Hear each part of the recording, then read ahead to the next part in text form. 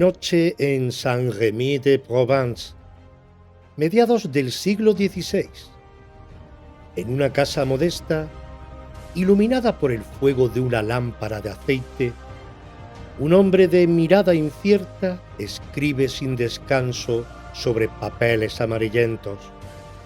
A veces alza la vista al cielo como si esperara una señal, y otras hunde la pluma en el tintero con la resignación de quien sabe que lo que está anotando lo sobrevive.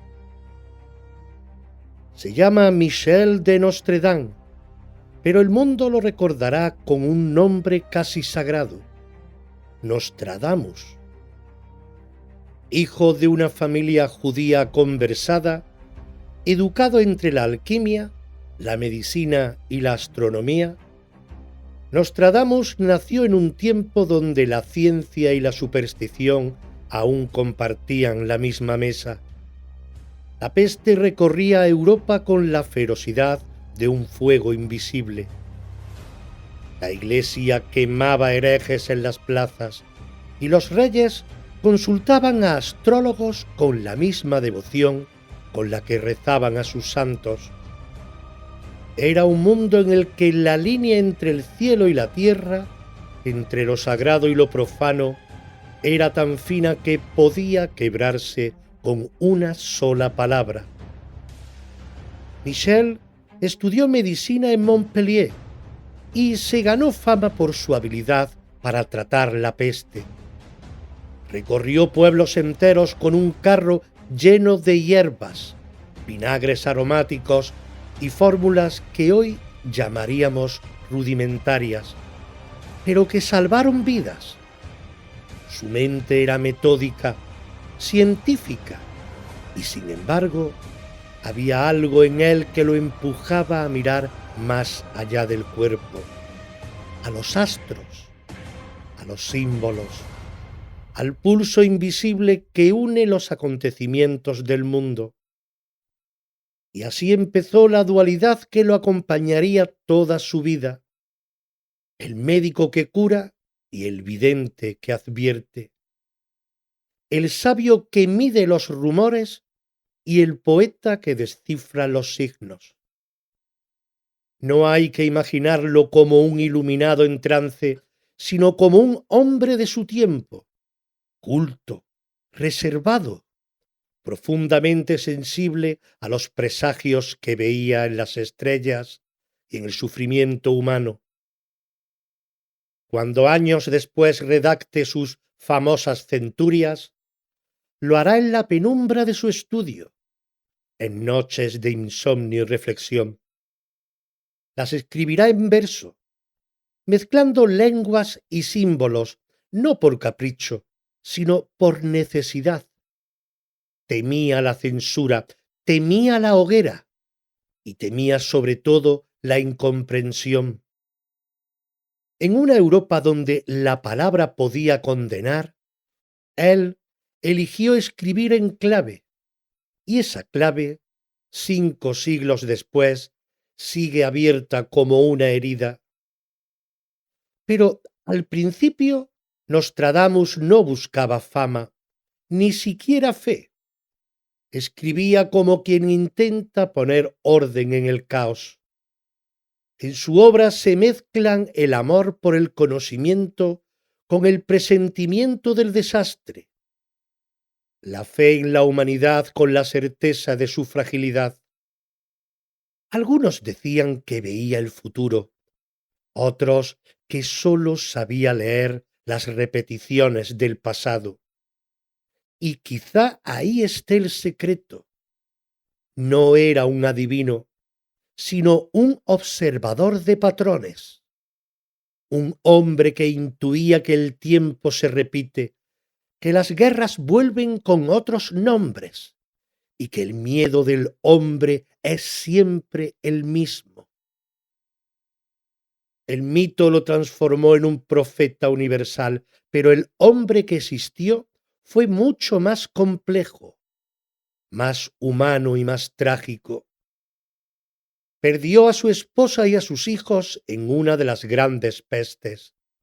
y aquel dolor lo marcó para siempre. Dicen que fue entonces cuando su mirada se volvió hacia lo eterno, como si el cielo guardara las respuestas que la tierra le negó. Y es que Nostradamus, más que ver el futuro, lo sentía. Sentía el temblor del tiempo, las tensiones de un mundo que se desmoronaba y renacía sin cesar. Su voz velada por el enigma parece hablarnos aún hoy no del mañana, sino del alma humana enfrentada a su propio destino. Por eso, cuando alguien abre sus cuartetas buscando predicciones sobre guerras, reyes o catástrofes, quizá no entiende que Nostradamus nunca habló de ellos, habló de nosotros. Y aquí comienza nuestro viaje. No hacía las profecías que todos creen conocer, sino hacía el hombre que las escribió. No hacía el mito del adivino, sino hacía el espejo donde el miedo y la esperanza del ser humano se reflejan desde hace 500 años. Escuchas Los misterios de la historia, con este que os habla, Eloy López. Hoy hablamos de las profecías de Nostradamus, mito o manipulación.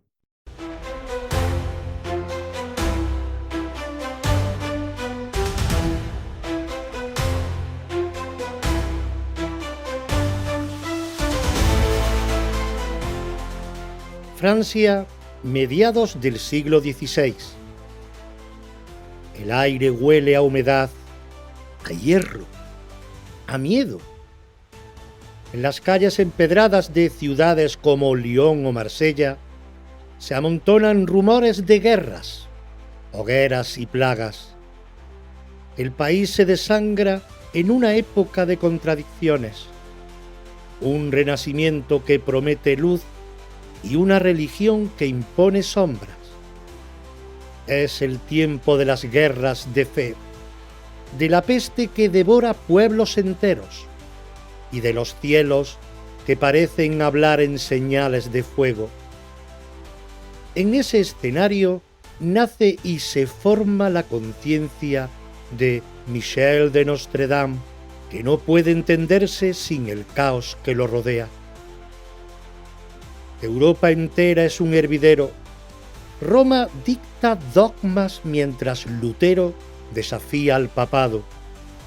La Inquisición vigila con lupa cada pensamiento y los campesinos viven entre el hambre y la superstición. Las brujas aún son quemadas, las estrellas aún se temen y el cometa más tenue basta para desatar el pánico. Francia, dividida entre católicos y protestantes, se desgarra a sí misma en guerras fratricidas que durarán décadas. El miedo se convierte en moneda común y el alma colectiva clama por una voz que interprete lo incomprensible.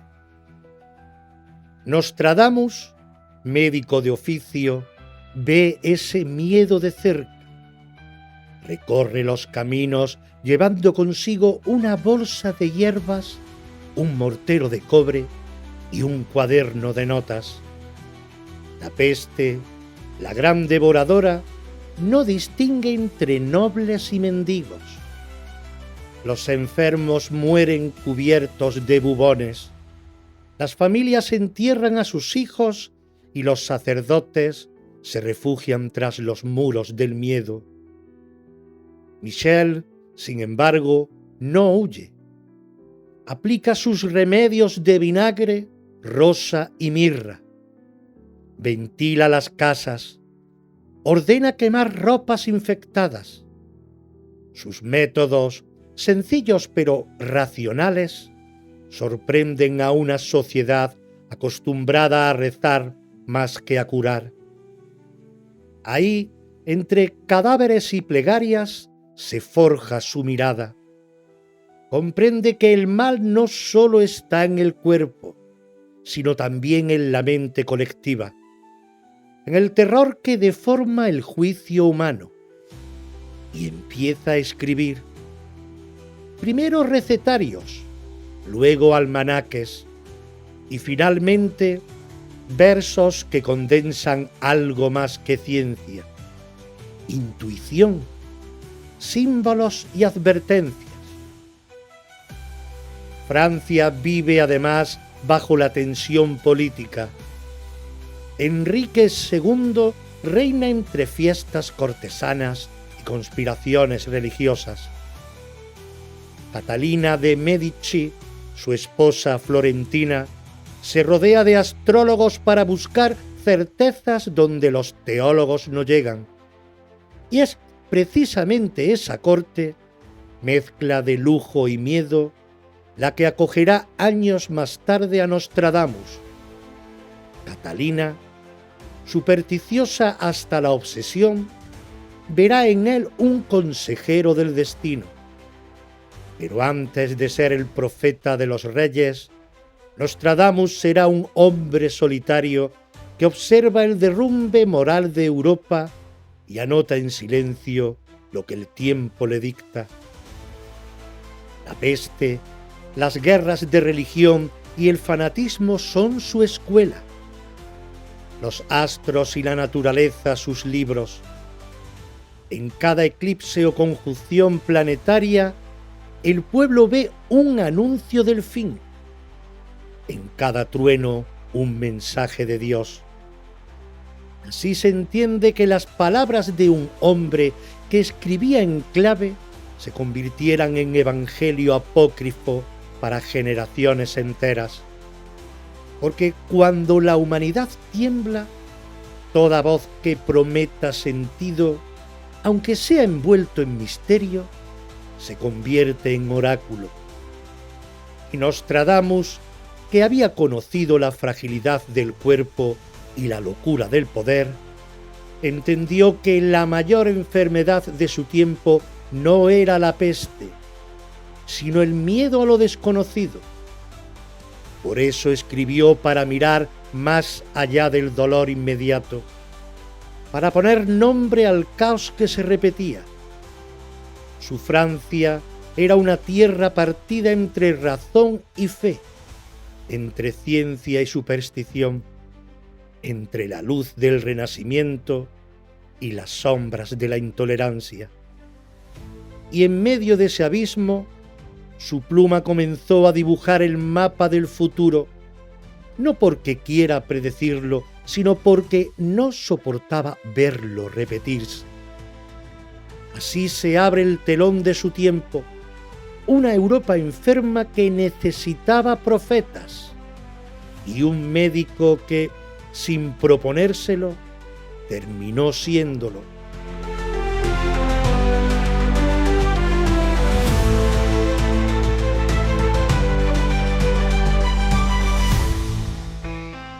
Las centurias nacen como un río oscuro que brota del silencio. Nostradamus las escribe entre 1554 y 1558, encerrado en su estudio de Salon de Provence, mientras la peste amenaza otra vez las puertas de su casa. Afuera, el mundo se desmorona. Adentro, el médico se convierte en poeta del destino. Sobre la mesa, junto a los frascos de ungüentos y los instrumentos de observación, se amontonan papeles cubiertos de versos breves, de palabras entrecortadas, de símbolos astrológicos y giros incomprensibles. Así comienza la obra que lo inmortalizará, Las centurias astrológicas, el libro más ambiguo y malinterpretado de la historia moderna. Cada centuria contiene 100 cuartetas, aunque ninguna cumple exactamente esa cifra. En total, son 942, escritas en una mezcla que haría enloquecer a cualquier traductor. Francés provenzal arcaico, latín, griego y toques de occitano. No tienen orden ni cronología. Las visiones saltan de un siglo a otro sin lógica aparente, como si el tiempo para Nostradamus fuera una tela que puede plegarse y abrirse a voluntad. Las imágenes se suceden: un rey joven herido en combate, una estrella ardiente cayendo sobre la ciudad, dos hermanos divididos por el caos. Pero en ninguna parte hay fechas exactas, ni nombres completos, ni contexto histórico. Esa ambigüedad no es casual. Nostradamus temía la censura y, más aún, al dogma. En su época, una frase mal interpretada podía significar la hoguera. Por eso su lenguaje se volvió un laberinto de símbolos y metáforas, una clave que sólo podía descifrarse a medias. Muchos de sus contemporáneos lo criticaron por escribir de forma tan oscura. Él respondió que era necesario. Si hablo claro, pereceré. Si hablo oscuro, perduraré. Y tenía razón. Su oscuridad fue su escudo y su herencia. En el prólogo de las Centurias, dedicado a su hijo César, Nostradamus deja entrever la intención real de su obra. No dice que pretenda predecir el futuro, sino entender los ciclos que se repiten a lo largo del tiempo. Habla de revoluciones de los astros, de influencias planetarias, de la manera en que el cielo refleja los movimientos del alma humana. No hay magia en sus palabras, sino una forma primitiva de psicología cósmica. La idea de que el universo y el hombre laten al mismo ritmo y que comprendiendo uno se puede entrever al otro. Cada cuarteta parece un jeroglífico. Algunos estudiosos afirman que Nostradamus se inspiró en los textos proféticos bíblicos, especialmente en el Apocalipsis y en los oráculos sibilinos, pero también en la literatura hermética y en los tratados astrológicos de su tiempo. Otros sugieren que sus visiones provenían de un método de meditación que él mismo describe: mirar fijamente una vasija de agua mientras la luna se reflejaba en su superficie, hasta que las imágenes comenzaban a surgir. Una forma de trance poético más que de adivinación. El resultado fue una obra deliberadamente inasible. Las centurias pueden parecer profecías o poemas, advertencias o espejos. Por eso sobrevivieron a todo: a las censuras, a las traducciones, a los siglos de malinterpretaciones. En cada época alguien creyó encontrar en ellas su destino. Durante la Revolución Francesa se vio en sus versos el anuncio de la caída de los Borbones en tiempos de Napoleón. Los generales decían que el corso era el rey del norte, predicho por Nostradamus. Durante la Segunda Guerra Mundial, los nazis imprimieron folletos con sus cuartetas para convencer al pueblo alemán de que Hitler era el elegido por las estrellas. Y sin embargo, si se leen con calma, sin prejuicios, las centurias hablan menos del futuro y más del alma humana enfrentada al caos. Hablan de guerras que se repiten, de pestes que vuelven, de soberbios que caen y pueblos que renacen. Son un espejo poético del eterno retorno. El misterio de su arquitectura no está solo en lo que dicen, sino en cómo lo dicen. Nostradamus construyó un lenguaje intermedio entre la razón y el símbolo, donde lo profano se viste de misticismo y lo espiritual adopta la forma del aviso. No escribió para impresionar, sino para velar, para que sus palabras no fueran quemadas, pero tampoco olvidadas. Así, entre las sombras del siglo XVI, nació una obra que aún hoy se resiste a morir. Un libro que no promete certezas, sino la inquietud de buscarlas. Y en esa inquietud, precisamente ahí, está su poder.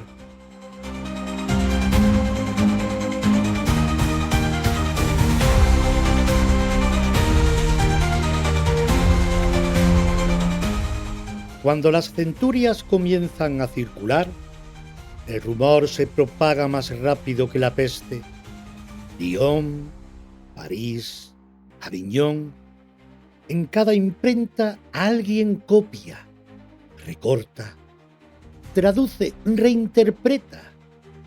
En las tabernas se leen las cuartetas como si fueran oráculos. En los salones se comentan como si fuera filosofía y en los templos se susurran como si fueran pecado.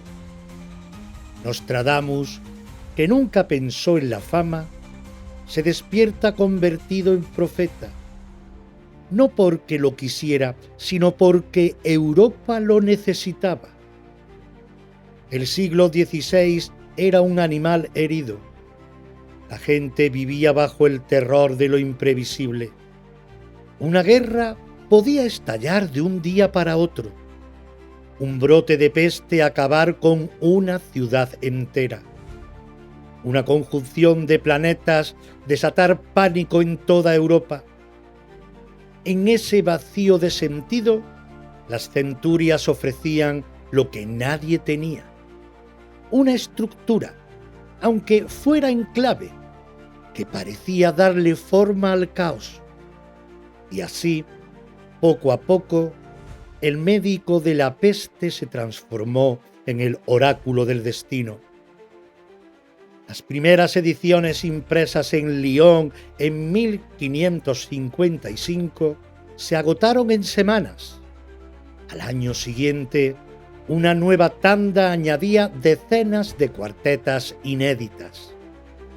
La gente las copiaba a mano, las memorizaba, las recitaba en mercados y en palacios. Catalina de Médici, la poderosa reina madre de Francia, recibió un ejemplar y quiso conocer al autor. Había leído una cuarteta que, según sus astrólogos, anunciaba la muerte de su esposo, Enrique II, en un torneo. Y cuando poco después el rey cayó herido en el ojo por una lanza, tal como parecía predecir el texto, el mito quedó sellado para siempre. Nostradamus, el sabio oscuro del sur, fue llevado ante la corte de París. Desde entonces, su nombre empezó a circular entre las sombras y los tronos. Lo consultaban para bautizar príncipes, para fechar bodas reales, para prever eclipses o epidemias. Y él, consciente de que cada palabra suya podía encender el miedo o la esperanza, aprendió a hablar en enigmas aún más densos. Su silencio se volvió lenguaje, su ambigüedad un escudo. Con el paso de los siglos, las centurias cruzaron fronteras. En el siglo XVII se leían en Alemania, Italia y España. En el siglo XVIII, los iluministas lo despreciaban como superstición, pero en los salones parisinos se leía en voz baja, como un placer prohibido. En el 19, las guerras napoleónicas revivían su fama, y en el 20, el mito alcanzó su apoteosis. Cada catástrofe mundial, cada atentado, cada terremoto encontraba su eco en alguna cuarteta.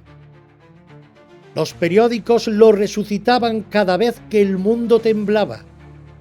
Nostradamus predecía el ascenso de Hitler, la bomba atómica, el asesinato de Kennedy, la llegada del hombre a la luna el 11 de septiembre.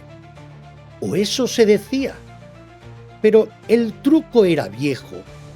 Bastaba cambiar una palabra, traducir otra con libertad o invertir el orden de una frase para que el verso encajara en cualquier suceso.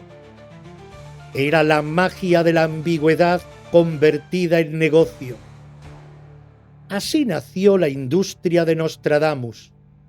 Libros, documentales, falsos manuscritos, falsos códices, falsos traductores.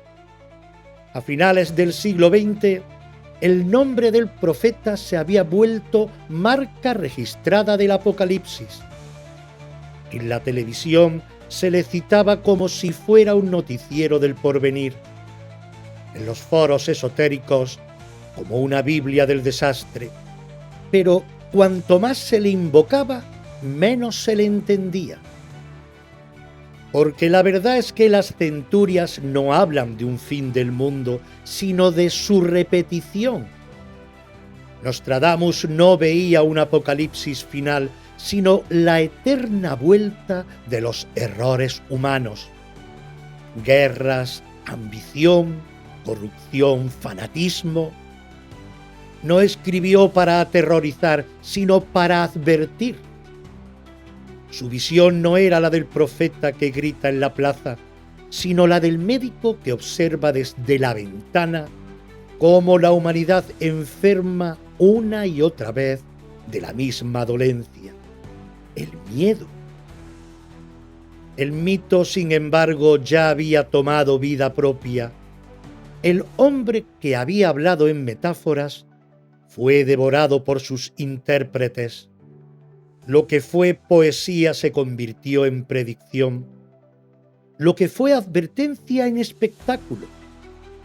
Desde entonces, cada vez que el mundo entra en crisis, alguien desempolva sus cuartetas para encontrar en ellas la certeza de que todo estaba escrito.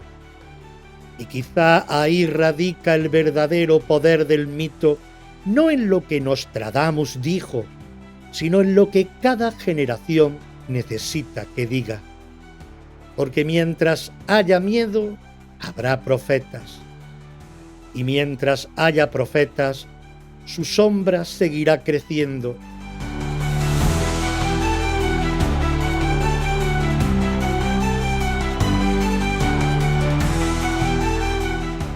Entonces, vamos a abrir el libro y escuchar al verdadero Nostradamus. No al que inventaron los siglos, sino al que escribió a la luz de una vela en su escritorio de Salón de Provence. Entre los cientos de versos de las centurias, hay algunos que se han convertido en pilares de su leyenda. Pero lo que asombra no es lo que dicen, sino lo que les hemos hecho decir. Tomemos el más famoso de todos, aquel que se cita como anuncio del 11 de septiembre. En su versión moderna, la que circuló en Internet apenas horas después del atentado, el verso decía: «En la ciudad de Dios habrá un gran trueno, dos hermanos destrozados por el caos, la fortaleza perdurará, el gran líder sucumbirá, la tercera guerra comenzará cuando la gran ciudad arda». Parecía perfecto. Dos torres, una gran ciudad, el fuego, la guerra. Pero aquel texto no está en ninguna parte de las centurias. Fue una invención moderna escrita por un estudiante canadiense en los años 90 como ejemplo de cómo cualquier cosa puede parecer una profecía si suena antigua y apocalíptica. El experimento funcionó demasiado bien. Los medios lo difundieron como auténtico y millones lo creyeron. Si buscamos en las centurias verdaderas, encontramos otra cuarteta que se usa a menudo como supuesta profecía del suceso. Fuego del centro de la tierra hará temblar la nueva ciudad. Dos grandes rocas mucho tiempo harán guerra. Después, Aretusa teñirá de nuevo un río nuevo. No hay fechas, ni torres, ni aviones, solo fuego, temblor y metáfora.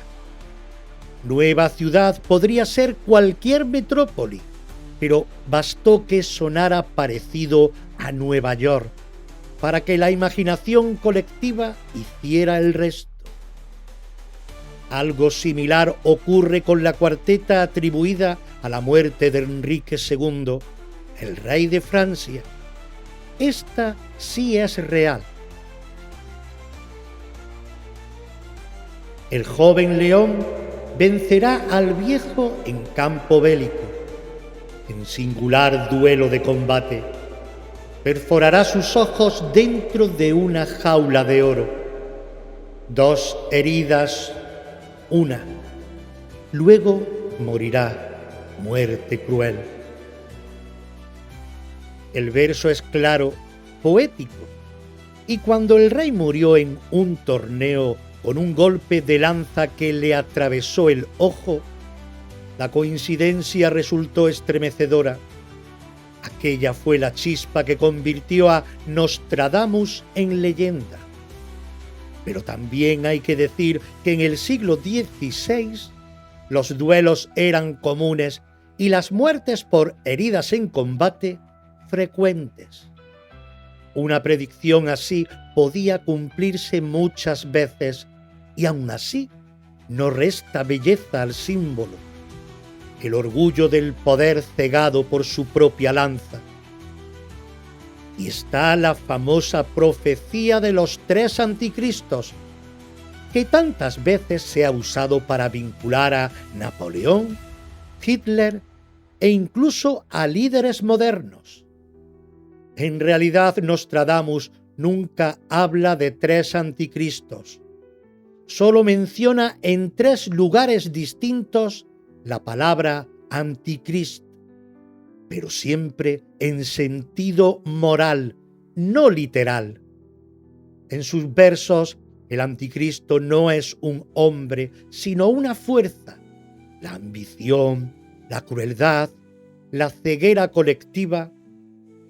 Convertirlo en una figura histórica fue obra de los intérpretes posteriores, que necesitaron ponerle rostro al mal. Si leemos las centurias sin el filtro del miedo, lo que emerge no es un catálogo de desastres, sino una larga meditación sobre el ciclo humano. Nostradamus habla del fuego y de la sangre, sí, pero también del renacimiento, de justicia, de aprendizaje.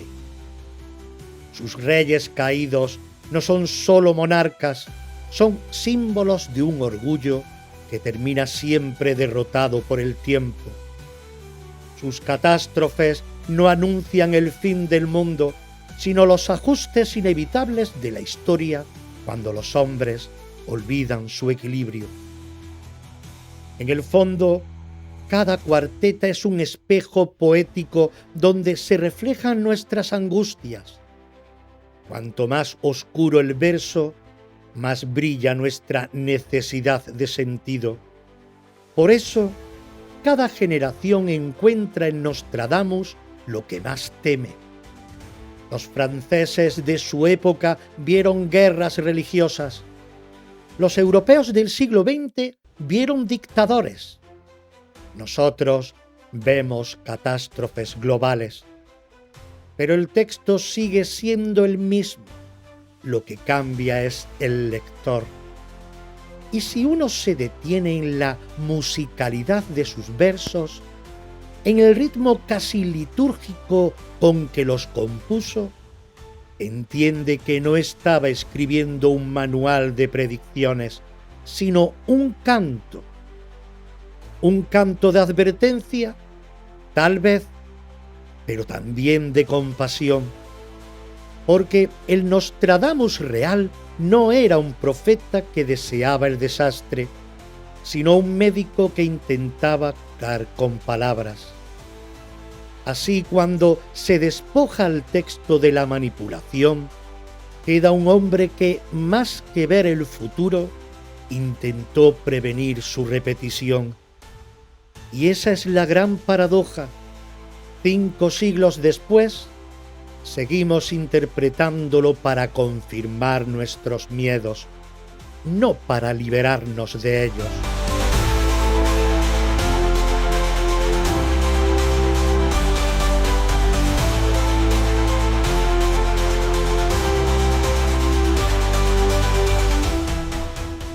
Hay una línea invisible que une a todos los que han mirado el futuro con los ojos entrecerrados, desde los oráculos de Delfos hasta los médiums del siglo XXI. Una línea que no pasa por la adivinación, sino por el deseo humano de saber, de encontrar un orden oculto en el caos. Nostradamus pertenece a esa estirpe, pero su figura, más que un hombre concreto, se convirtió con el tiempo en un arquetipo universal, el del vidente. El vidente no es un mago ni un iluminado, es alguien que escucha el temblor del mundo y traduce en símbolos lo que los demás no quieren ver. A veces es un poeta, otras un loco, otras un sabio. Nostradamus fue las 3 cosas a la vez. Sus centurias no son solo un libro, son el retrato de una conciencia que se desdobla entre la razón y la intuición. En él, el médico que mide las fiebres se encuentra con el alma que intuye las tormentas, y ambas se confunden hasta ser una sola. Quizá por eso su figura resuene tanto todavía. Cada vez que la humanidad entra en crisis, renace la necesidad del profeta. En tiempos de incertidumbres, buscamos voces que nos digan que el destino tiene forma, que el sufrimiento tiene un propósito, que hay un plan detrás del desastre. Y el nombre de Nostradamus aparece como una llave maestra. Y el nombre de Nostradamus aparece como una llave maestra, un eco que promete sentido. Pero el arquetipo del vidente también encierra una advertencia, porque el que ve demasiado lejos corre el riesgo de perder de vista el presente. Nostradamus pasó buena parte de su vida entre visiones y sombras, aislado, incomprendido, acusado de herejía y de engaño. Su don, si lo tenía, fue también su condena, y eso se repite una y otra vez en la historia. Los que anuncian el cambio son primero ridiculizados, luego temidos, y al final mitificados hasta borrar su humanidad. Con él nació la figura moderna del profeta laico, alguien que, sin ser sacerdote ni místico, habla del porvenir como quien descifra una ecuación cósmica. tras él vinieron otros nombres: Emmanuel Swedenborg, Edgar Cayce, Baba Vanga, Benjamin Solari Parravicini, todos distintos, todos resonando con la misma melodía, la de un mundo que no soporta la idea de no saber. La fascinación por el vidente no nace del amor al conocimiento, sino del miedo. Miedo a que la historia no tenga dirección. Miedo a que el universo sea un escenario sin guión. Por eso el mito de Nostradamus no envejece, porque sigue ofreciendo la ilusión de un mapa en medio del laberinto. Su nombre se invoca en cada crisis como si invocar su sombra fuera una forma de recuperar el control. Y sin embargo, si lo miramos desde otro ángulo, Nostradamus fue algo más que un espejo del miedo. Fue también un símbolo de esperanza, la esperanza de que existe una sabiduría más alta que la humana, capaz de advertirnos cuando nos alejamos demasiado del equilibrio. En su lenguaje hermético, el profeta es al mismo tiempo un médico del alma y un notario del tiempo. Y quizá por eso, aunque hayan pasado siglos, su figura sigue viva. Hoy, cuando las redes y los titulares proclaman profecías nuevas cada semana, el arquetipo se mantiene. Cambia los nombres, cambian las tecnologías, pero la necesidad es la misma. Queremos creer que alguien lo sabe todo, que alguien ya ha visto el final y puede avisarnos. Nostradamus encarna esa nostalgia por el orden perdido, ese anhelo de certeza en un universo que no la concede. En el fondo, lo que buscamos en él no es el futuro, sino consuelo. Queremos que nos diga que el caos tiene propósito, que el dolor pasará, que el mundo no camina hacia el abismo, sino hacia una revelación. Su voz, a través de los siglos, sigue siendo la del hombre que mira al cielo y ve en las estrellas no condena, sino advertencia. Y tal vez por eso, aunque la razón lo desmonte una y otra vez, el alma vuelve a invocarlo, porque necesitamos profetas mientras no aprendamos a ser nuestros propios videntes, mientras no sepamos leer los signos de nuestro propio corazón.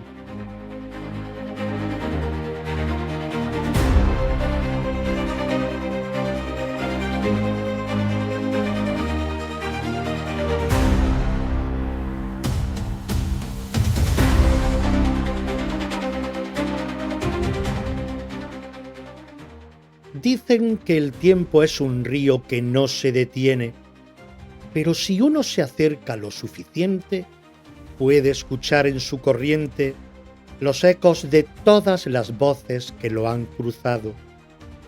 Entre ellas resuena todavía la de Nostradamus, no como un grito que anuncia el fin, sino como un murmullo que nos recuerda lo que siempre hemos temido admitir: el verdadero misterio no está en el futuro, sino en nosotros mismos.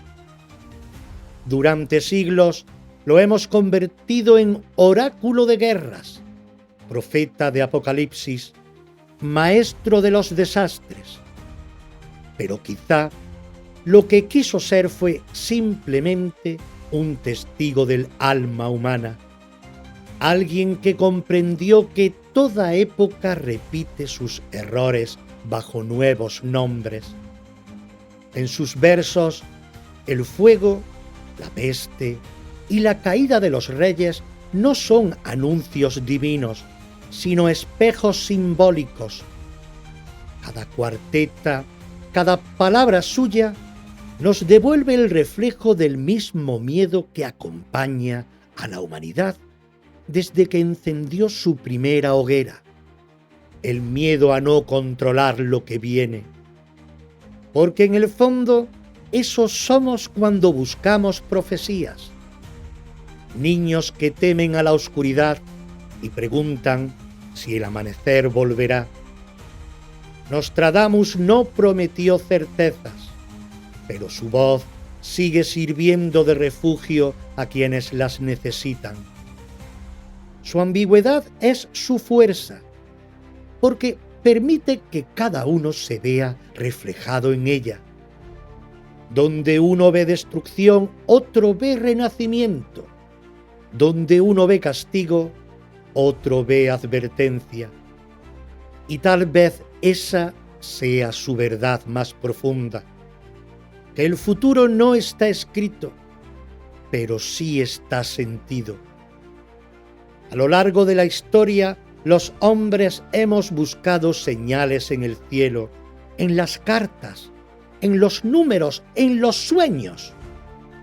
Hemos querido que alguien, un sabio, un dios, un texto, nos diga qué será de nosotros. Y cuando no lo encontramos, lo inventamos. Nostradamus se convirtió en ese eco perfecto de nuestra ansiedad, en ese espejo que devuelve la forma del miedo envuelta en poesía.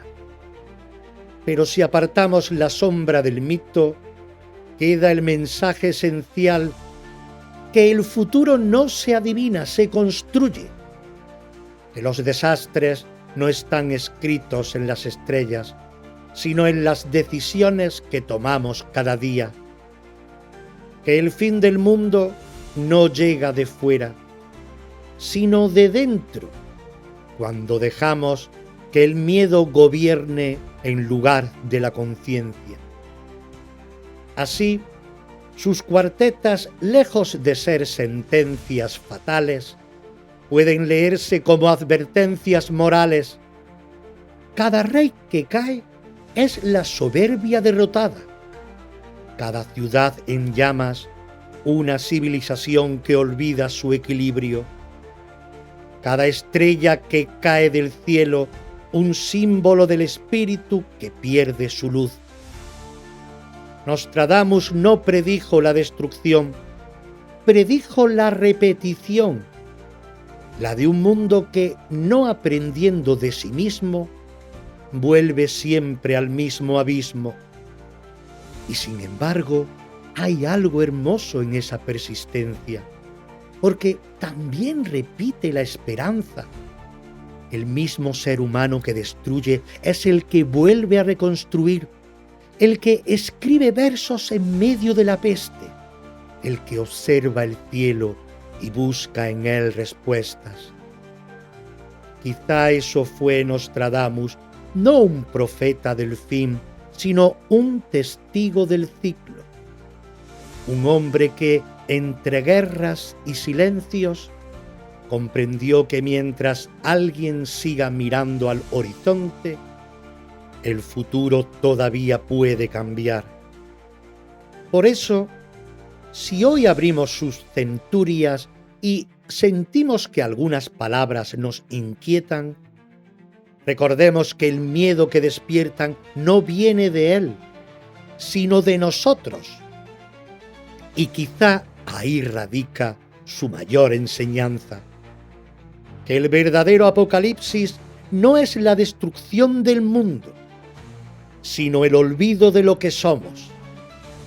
En el fondo, el profeta no nos habló del mañana, nos habló del presente que se repite, del alma que no aprende, del fuego que arde cada vez que olvidamos el equilibrio.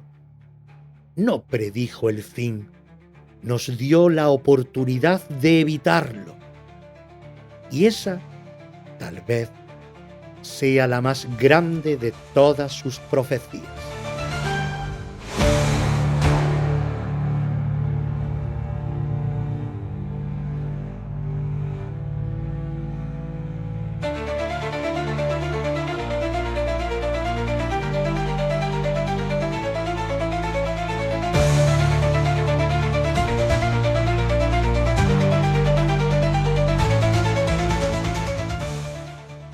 Y hasta aquí llegó este viaje entre los ecos del pasado, entre ruinas y leyendas, entre certezas e incógnitas.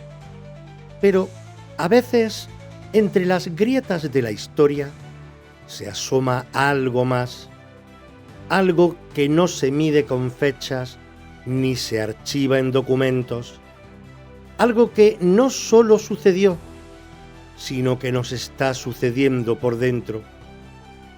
Si alguna vez te has preguntado qué hay detrás de los hechos, si has sentido que hay un alma que también camina la historia contigo, te espero en Reflejos del Alma, aquí, en esta misma sintonía y en esta misma plataforma, porque a veces el mayor misterio no está en lo que pasó, sino que está en lo que somos.